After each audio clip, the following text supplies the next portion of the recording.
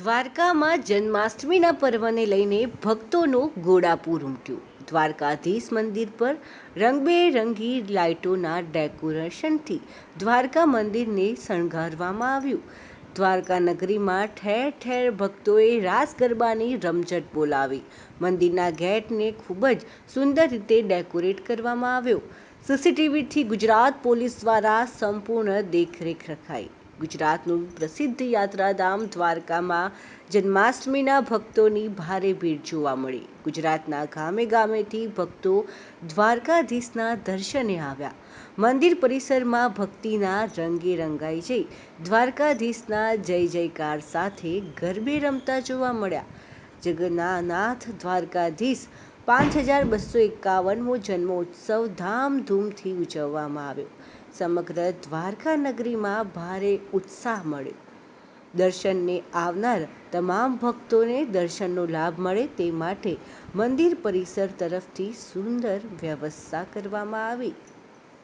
દ્વારકામાં જન્માષ્ટમીના પર્વને લઈને ભક્તોનું ઘોડાપૂર ઉમટ્યું. દ્વારકાધીશ મંદિર પર રંગબેરંગી લાઇટોના ડેકોરેશનથી દ્વારકા મંદિરને શણગારવામાં આવ્યું. દ્વારકા નગરીમાં ઠેર ઠેર ભક્તોએ રાસ ગરબાની રમઝટ બોલાવી. મંદિરના ગેટને ખૂબ જ સુંદર રીતે ડેકોરેટ કરવામાં આવ્યો. સીસીટીવીથી ગુજરાત પોલીસ દ્વારા સંપૂર્ણ દેખરેખ રખાઈ. ગુજરાતનું પ્રસિદ્ધ યાત્રાધામ દ્વારકામાં જન્માષ્ટમીના ભક્તોની ભારે ભીડ જોવા મળી. ગુજરાતના ગામે ગામેથી ભક્તો દ્વારકાધીશના દર્શને આવ્યા. મંદિર પરિસરમાં ભક્તિના રંગે રંગાઈ જઈ દ્વારકાધીશના જય જયકાર સાથે ગરબે રમતા જોવા મળ્યા. જગન્નાથ દ્વારકાધીશ 5251મો જન્મોત્સવ ધામધૂમથી ઉજવવામાં આવ્યો. સમગ્ર દ્વારકા નગરીમાં ભારે ઉત્સાહ મળ્યો.